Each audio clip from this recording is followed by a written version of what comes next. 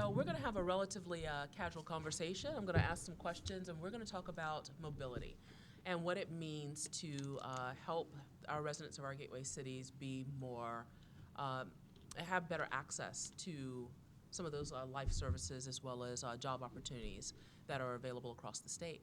So I'm going to ask all three of our panelists to kind of start out by just kind of giving us an overview of who you are and kind of how you've been engaged in mobility here recently, and as we kind of talk about some of the issues around catalyzing transformative transit-oriented development. So, but maybe, Monica, you want to start since you're right here to my left? Sure. Thank you. Monica Tibbetts-Nutt. I am the Vice Chair of the Fiscal Management Control Board, which is basically the MBTA Board of Directors. We've been in place for 4 years. I also sit on the Mass DOT Board of Directors. And then in my day job, with what free time I have left, I run a Transportation Management Association, the 128 Business Council, and we provide a lot of services to the 128 corridor. We've done this for 30 plus years, and it was really about connecting where the MBTA subway lines end and then out where a lot of the job opportunities actually are. So really especially focused Waltham, Lexington, Newton, Needham, and really making sure that employees and residents can actually access the jobs that they want. So I live and breathe this all the time. I live within the city of Cambridge, but I do not work with any walkable communities. But these are the places where people can actually afford to buy homes. So a lot of, And so a lot of my work is really trying to figure out access and options. Transportation planning really is just that simple. As our keynote speaker mentioned, we just want to live in great communities. We want to work in great communities. And so my job is about creating that access, about creating those options to give people a place to live, work, and seek out educational opportunities. And so a lot of the work I do at the state and local level is really focused on those mobility challenges. Excellent, thank you. So Matt? All right, good morning. My name is Matthew Soborowski. I am a senior planner at the, we call it design firm, Arup. If you've never heard of Arup, you've seen our work, the Sydney Opera House that we designed, lots of famous stadiums, but also lots of large transportation projects around the world, from the Channel to the 2nd Avenue subway, to work here in Massachusetts that we can get into. But before I worked at a consulting firm, I was on staff at both Mass DOT and the MBTA for a number of years, working behind the scenes on the variety of big projects and policies that Monica and Steve are both kind of out in front of every week at board meetings and the like. So hopefully bring the perspective of folks who are kind of working the back end of the system and trying to promote the various projects and policies that come trickling down from either outside the agency or from leadership and turn them into actionable results. Excellent, thank you, Matt. All right, Steve. Yeah. My name's Steve Kadish. I'm currently at the Taubman Center at Harvard Kennedy School. Prior to that, I was Governor Baker's chief of staff for almost 3 years. And I'm actually new to transportation, and I came to transportation through a 4-letter word, snow. And in the winter of 2015, the snow crushed us. It crushed the MBTA, it crushed our roadways. I know in detail how difficult it was to clear the hills in Fitchburg, et cetera. And if anything good came of that, it was a focus on transportation as being this critical connector in so many different ways. Eventually, pretty quickly, brought us the Fiscal Management Control Board. And Monica, thank you for all of your service every Monday. It's remarkable, and what you guys have done is remarkable. And so I see a number of people here, and I see Mayor McGee, who is been a long time at the transportation issues and from a variety of different perspectives, and I thought I saw Mayor Rivera here as well, and seeing a number of other community leaders. Governor Baker asked me after I stepped away if I would chair this commission on the future of transportation. We did our work last year. We issued our report almost a year ago in December 2018.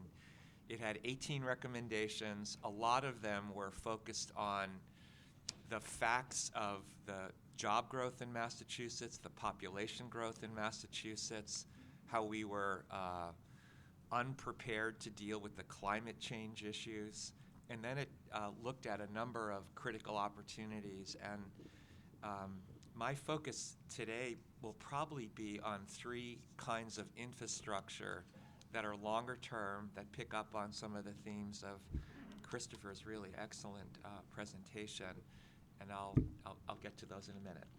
That's perfect.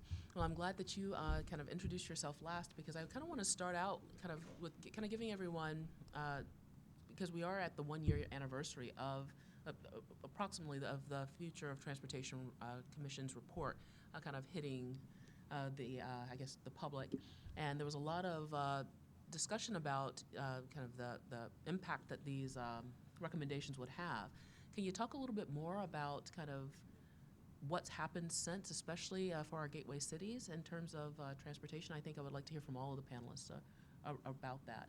But maybe Steve, maybe if you can kind of give us a high-level perspective on that. Yeah, and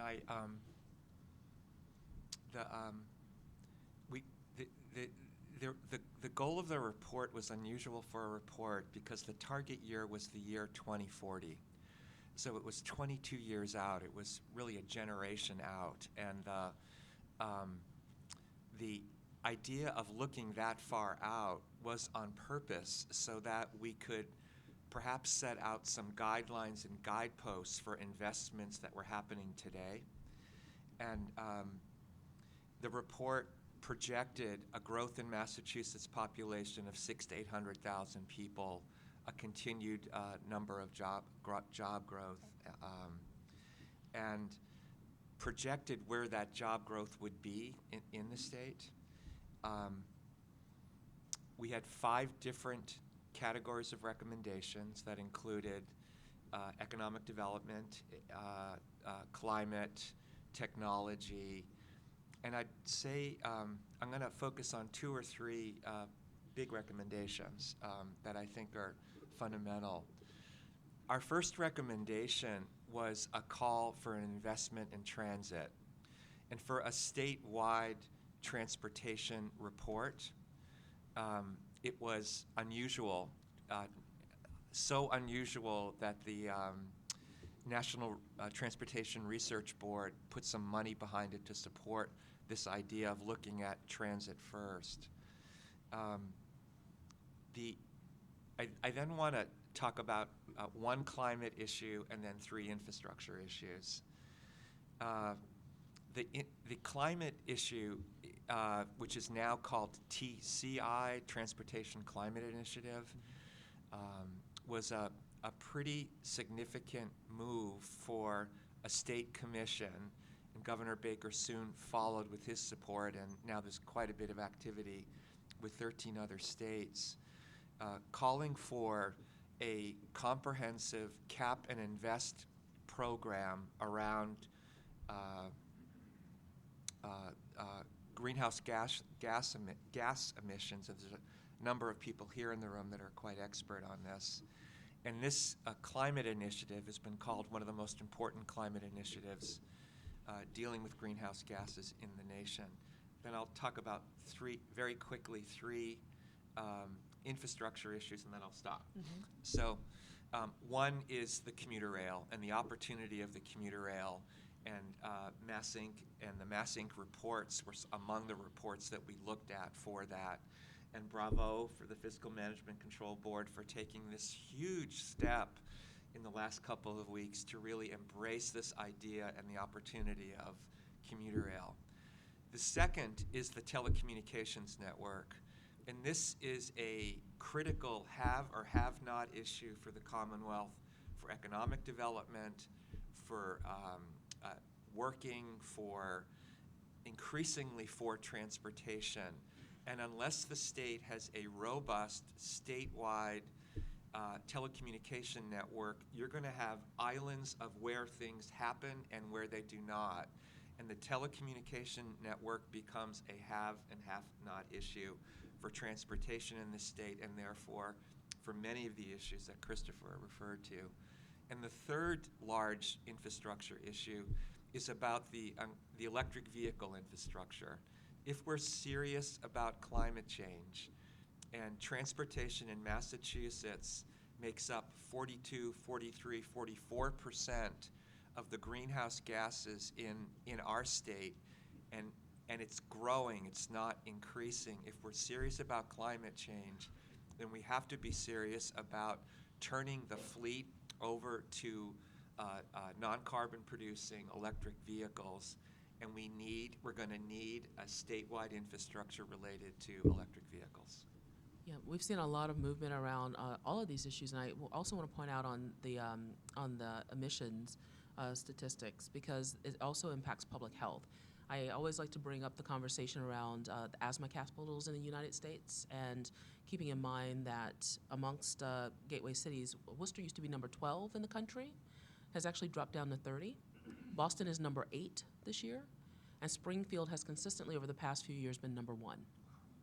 So we know that transportation is contributing also to public health impacts, and this is what's kind of going on with our transportation system. But you talked also about kind of a lot of the momentum that's been happening around the rail system. You talked also about TCI, which that is, as I mentioned, that's where I met Chris, is at one of those events in Baltimore, multi-state opportunity.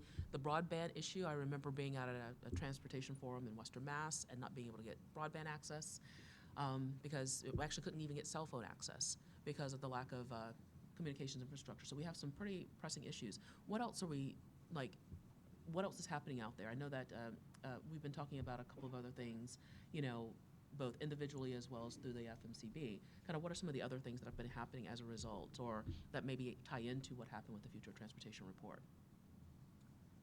Well, I'll say, Steve mentioned a lot of the very visible upfront impacts of the report and some of the major projects and initiatives that the board's taking. I'll let Monica talk about those and not stealing from you. But I think one thing that's been a very interesting to look at over the last year is the way the conversation in the Commonwealth has evolved, and especially in the gateway cities.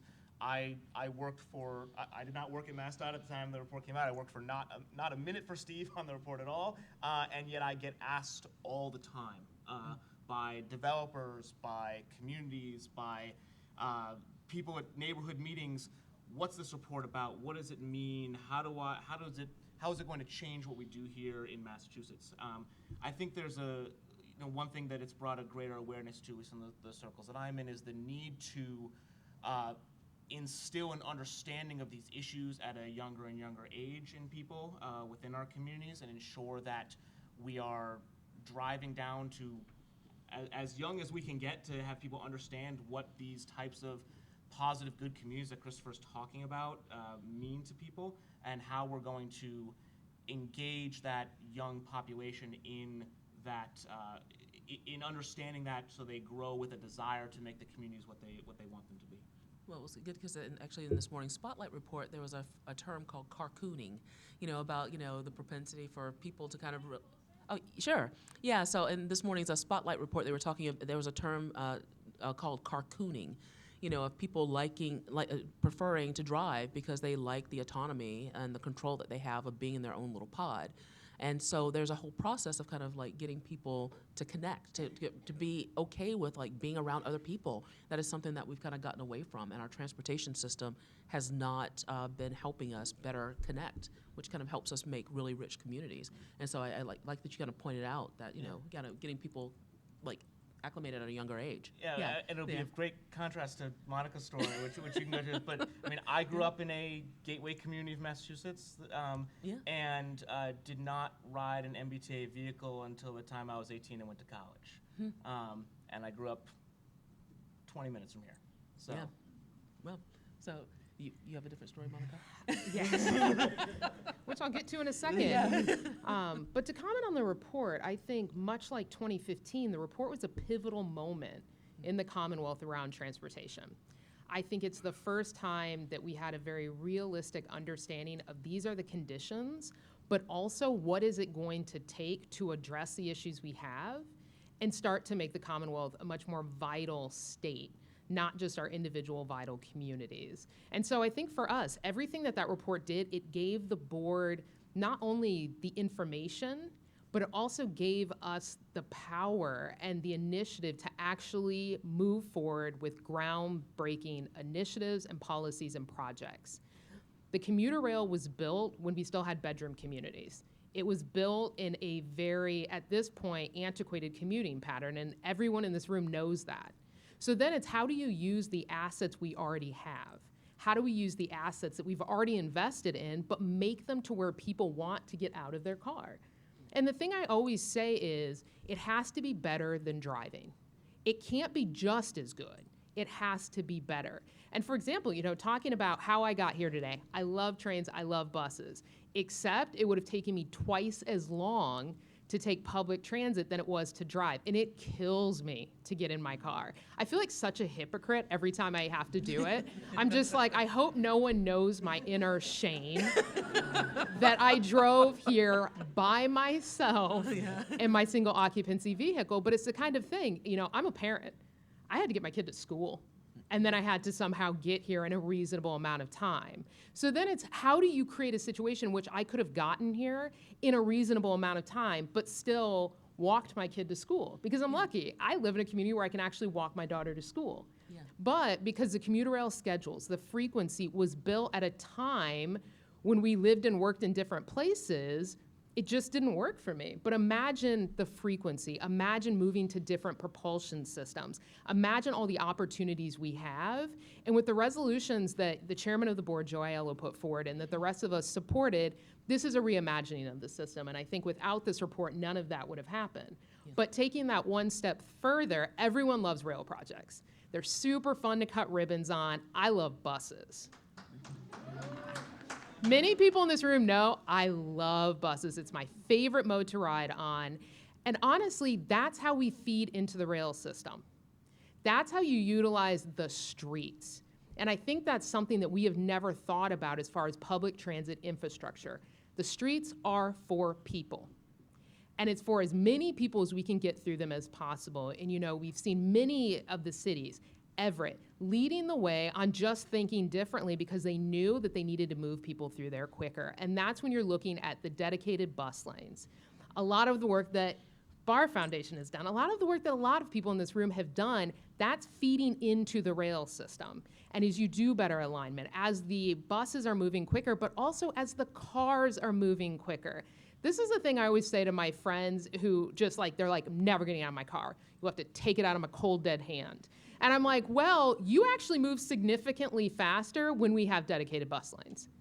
And you're now starting to see them further out. When Arlington did that, I was like, wow, the guts that took. And now you're starting to see other 128 corridor communities, 495 communities move forward with that. And so the last thing I'll say is, Matt talked about my very different story. I'm from rural Indiana. I grew up on a farm in a community with 1,300 people.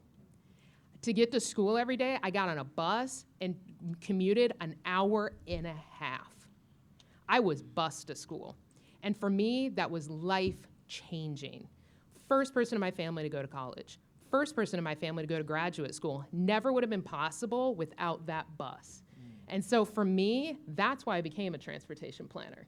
Because I knew educational employment opportunities came because someone decided that bus needed to connect to that community and to put us in better schools than we would have had an opportunity to be in otherwise. That's exactly why we're here today, is kind of talk about some of the, what mobility does to kind of expand our opportunities. I know that, I'm going to actually ask us to talk maybe about a minute or two about one of the key, maybe, I don't know how to describe it, but we know that a number of our gateway cities aren't even served by bus service. And so some do have regional transit authorities, but the support hasn't been there. What can we be doing to make sure that our gateway cities, people who live in our gateway cities, have options? Because right now, if you're spending more than 25% of your income on a car, or you don't have the money to do that, you're stranded. So, what can we do to kind of help make sure that there are buses, better connections to rail, and other modes of transport? Make sure that we're getting people, making sure that we can put in better rail trails, which I know that there's a lot of that happening across the Commonwealth, so that people are walking and biking more. What can we do to kind of improve that? Partnerships, just partnerships. We need private developers. That's who pays for the shuttle services we provide, and we connect into the communities. And the public gets to use them, but they're not the ones that have to pay for them. And I think also alignment of the resources that we already have. Many of these routes have not changed in 40 years. They're not responsive to the patterns, and I think the more that you can connect those, the better utilization of existing resources, but also the better connections. Because buses are very, very easy to move. They're very, very flexible. And so I think it's about approaching the development community, utilizing the investments they've already made, and then combining that with the public access and the public opportunities that are already there. And I think it's meetings like this, and it's sitting down, getting developers sitting in the same place as policymakers. That's huge. And then the last thing is the 5th resolution that the board put through was bus transformation. Yeah. And that was so important for me. And I think it's because that, combined with the commuter rail, opens up access, especially to the gateway communities. Excellent. Matt?